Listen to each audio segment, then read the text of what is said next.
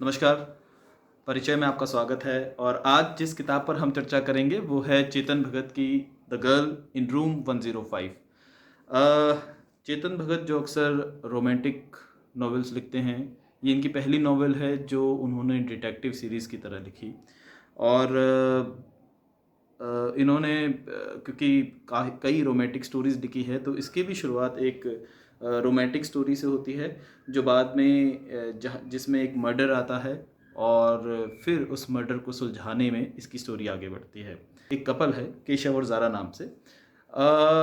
दोनों ही आईआईटी दिल्ली में पढ़ते हैं और केशव जो है वो ज़ारा को पसंद करता है, दोनों में मोहब्बत होती है। और बाद में क्योंकि ज़ारा एक मुस्लिम है, कश्मीरी मुस्लिम है, तो इनका रिश्ता जो है कहीं ना कहीं आके धार्मिक वजहों से टूट जाता है।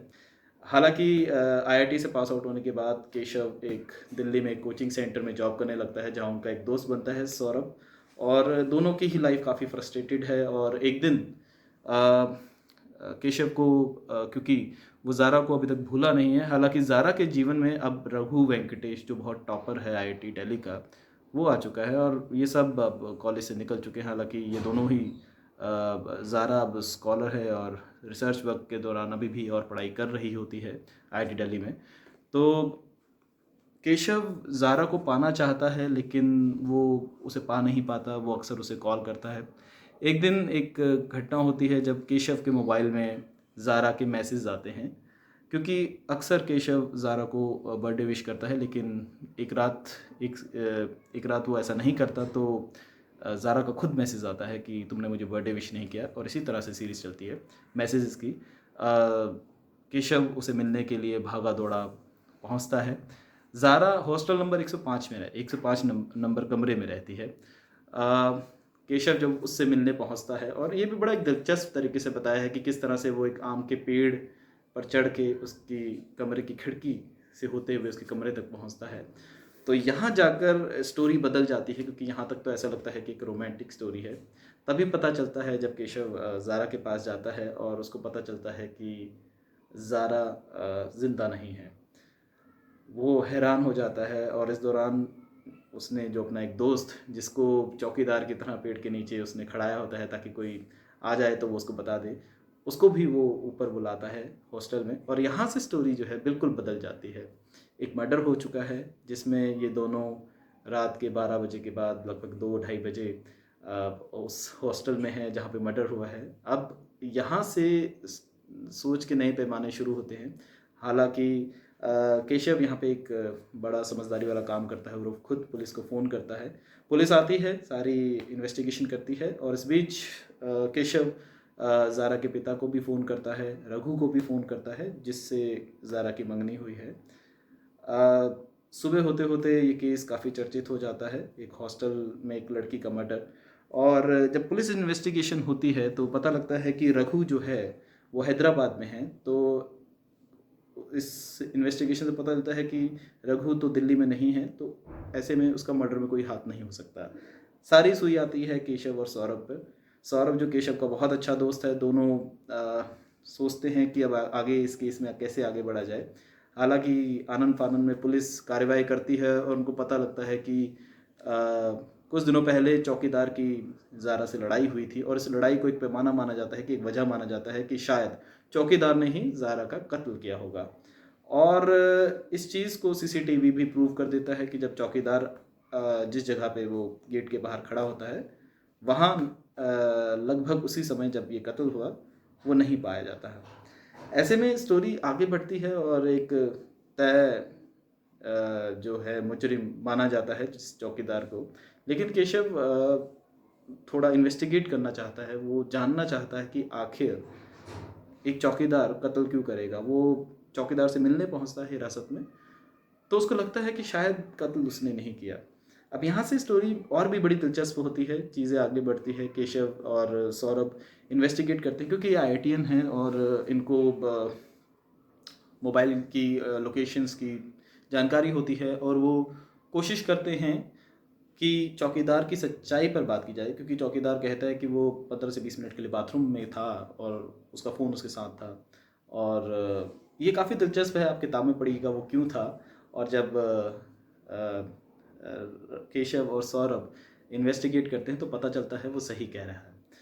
आखिर में वो एक मुजरिम तक पहुंचने की कोशिश करता है कि आखिर ये कत्ल किया किसने। यहाँ से वो पुलिस को भी अपने साथ लेते हैं, हालांकि पुलिस उनको खुद कहती है कि अगर चौकीदार ने ये कत्ल नहीं किया तो शक शक की सारी सुई जो है वो केशव और सौरभ पर ही जाएगी। यहाँ से इन्वेस्टिगेट धीरे धीरे होते होते कश्मीर, और कश्मीर से फिर वापस दिल्ली तक पहुँचती है, जहाँ पता चलता है कि ज़ारा का भाई सिकंदर, जो उनके पिता की पिछली वाइफ का बेटा था, वो कुछ आतंकवादी घटनाओं से जुड़ा है। ऐसे में केशव ज़्यादा इन्वेस्टिगेट करता है, वो कश्मीर भी जाता है और वहाँ पता लगता है कि ज़ारा के ही परिवार से जुड़ा हुआ फैज़ नाम का एक और व्यक्ति है जो इंडियन आर्मी में है। दरअसल ये जो जर्नी है कश्मीर में एक वजह से पहुंचती है कि जब केशव ज़ारा की अलमीरा में कुछ तलाशी लेता है सबूत जानने के लिए, तो उसको एक कान की बाली मिलती है जो कश्मीर से ही बनी होती है। यहाँ जाके उन्हें शक होता है फैज़ पर, फैज़ जो इंडियन आर्मी में है, क्योंकि वही एक लिंक है जो कश्मीर से है, और एक सिकंदर जो उनका ब्रदर भी है। और धीरे धीरे वो इन्वेस्टिगेट करते हैं और वापस दिल्ली आते हैं। यहाँ तक चीज़ों को बहुत हाइड एंड सीक तक की तरह रखा गया है कि कुछ चीज़ों को राइटर ने बताया है, कुछ चीज़ों को नहीं बताया है।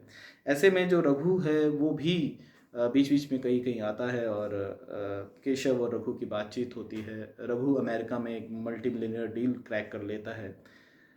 अब आगे स्टोरी जब बढ़ती है तो केशव खुद अपने दम पर इस केस को सॉल्व करने की बात रखता है। वो दिल्ली पुलिस को बुलाता है एक जगह और ज़ारा के पिता को कहता है कि उसके गुजरने पर एक शोक सभा रखी जाए, क्योंकि मैं वहाँ पर कातिल का नाम सामने लाना चाहता हूँ। इसे बीच की स्टोरी में इसलिए नहीं बता रहा हूँ क्योंकि बड़ा दिलचस्प है। अगर आप किताब पढ़ेंगे तो आपको ज़्यादा मज़ा आएगा। इस बीच केशव जब सब वहाँ बैठे होते हैं उस रूम में, तो केशव एक सस्पेंस से पर्दा खोलता है और बताता है कि ये कत्ल जो है फैज़ ने नहीं, रघु ने किया है। सारों की आंखें इस समय चौंक जाती है, क्योंकि अगर आप इसको पढ़ेंगे तो आपको भी ज़्यादा मज़ा आएगा कि क्यों रघु, क्योंकि एक बेहद पढ़ा लिखा और बेहद इंटेलिजेंट और बिजनेस माइंडेड पर्सन था, जिसने आज तक शायद मक्खी भी नहीं मारी होगी। जिस तरह से बुक में इसको डिस्क्राइब किया, तो वो कैसे ज़ारा का कत्ल कर सकता है। तो ऐसे में स्टोरी को सुलझाया जाता है, जहाँ केशव ये बात रखता है कि जो फैज़ है वो एक इंडियन ऑफिसर था और ज़ारा का ब्रदर सिकंदर जो है वो आतंकवादी घटनाओं में लिप्त था। तो ऐसे में वो ज़ारा फैज़ से मदद मांगती है कि वो उसके ब्रदर को इस आतंकवादी कैंप से बचा सके, और कई केसेस में फैज़ उसको बचाता भी है। इसके बदले में फैज़ ज़ारा को इमोशनली अपने पास ले आता है और इन दोनों के बीच संबंध बन जाते हैं। लेकिन इसी दौरान ज़ारा और रघु की भी मंगनी हो चुकी होती है। रघु को जब ये बात पता चलती है, वो एक दौरान मैसेजेस पढ़ कर लेता है ज़ारा के, तो इस बीच उसे गुस्सा आ जाता है और वो एक प्लान रचता है, एक बड़ा प्लान, जिसके तहत वो ज़ारा को मार सके और इसका इल्ज़ाम सीधे सीधे केशव पर आ सके।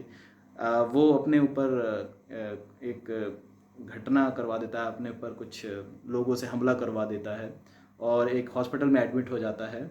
और हॉस्पिटल में नर्स को कहता है कि मैं 9 बजे तक रात के सो जाता हूँ, तो आप मेरा मोबाइल ले लीजिए और 12 बजे जिससे मेरी मंगेतर को आप मैसेज कर दीजिएगा। ऐसे में वो 9 बजे सोने का कह के हॉस्पिटल से निकल जाता है और एयरपोर्ट से, हैदराबाद से दिल्ली की फ़्लाइट पकड़ता है। उसे पता होता है वो रूम जहाँ पे ज़ारा सोती है और उस पेड़ का रास्ता जहाँ से गुज़र कर वो ज़ारा का मर्डर कर देता है। वहीं रहते हुए 12 बजे के बाद वो केशव को मैसेजेस करता है, जिससे केशव वहाँ भागा आता है। लेकिन इसी बीच रघु जो है वो फ़्लाइट पकड़कर दिल्ली से हैदराबाद पहुँच जाता है और सुबह होने से पहले वो हॉस्पिटल में दोबारा पहुँच जाता है, जहाँ पे जो नर्स है वो उसका आगे टेक केयर करती है। तो इस बीच जो है केशव ये भी बताता है कि किस तरह से वो इसको क्रैक करने में इस केस को सफल हुआ, क्योंकि रघु ने अपनी मोबाइल लोकेशन तो बिल्कुल हैदराबाद की रखी होती, क्योंकि वो मोबाइल अपने साथ नहीं ले जाता। लेकिन एयरपोर्ट में जाकर केशव को पता चलता है कि सीसीटीवी कैमरे में चेक करके कि उसको रघु से मिलता जुलता एक शख्स दिखाई देता है, जो इसी दौरान जब मर्डर हुआ उससे पहले एयरपोर्ट से निकला हो। तो ऐसे में अंत इसका एक वाजिब तरीके से किया था, क्योंकि ज़्यादातर चेतन भगत की स्टोरी का एक ही तरह का अंत होता है कि जो नायक जो है वो पढ़ता तो आईआईएम, आईआईटी ऐसे प्रतिष्ठित संस्थानों से है, लेकिन वो आखिर में अपना करियर बदल देता है। और जहाँ से केशव और सौरभ भी अपनी आईआईटी में कोचिंग छोड़ के, जहाँ वो कोचिंग देते थे, टीचर थे, छोड़कर अपनी डिटेक्टिव एजेंसी खोल लेते हैं।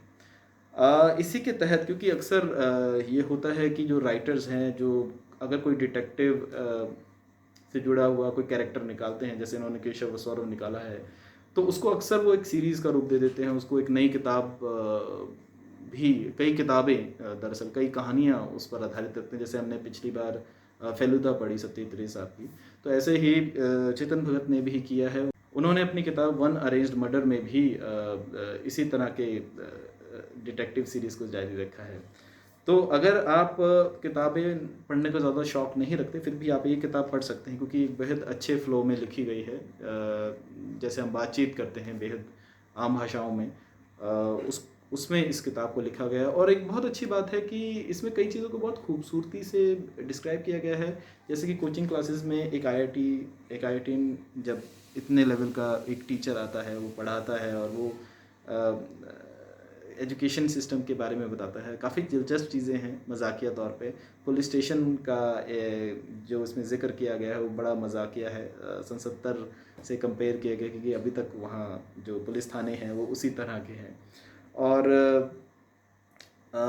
हालांकि इसमें साहित्यिक गतिविधियाँ तो बहुत कम है। एक राइटर का अगर आप पढ़ना चाहें कि एक राइटर जैसे खूबसूरती को निहारता है, एक जगह को वो डिस्क्राइब करता है, वैसा इसमें नहीं है। इसको बहुत सामान्य भाषा में लिखा गया है। तो अगर आप जैसे इंडियन इंग्लिश कहते हैं, जो अक्सर चेतन भगत कहते हैं कि आई राइट इन इंडियन इंग्लिश, और बहुत मज़ेदार किताब है, आप इसे पढ़ सकते हैं। हालांकि मुझे इसका अंत जो है बड़ा प्रिडिक्टेबल लगा, क्योंकि अगर आप खोजी पत्रकारिता से जुड़े हैं या एक डिटेक्टिव सीरीज़ पढ़ते आए हैं, तो आप बेहद आसानी से आधी किताब के बाद ये पता लगा सकेंगे कि मर्डर किसने किया। हालांकि इसमें काफ़ी अच्छे से एक राइटर ने इस चीज़ को बुना है, इस कहानी को बुना है कि वो काफ़ी हद तक जो है इस रघु को इससे दूर रख सके, ताकि आपको पता ही न चले कि मर्डर किसने किया है।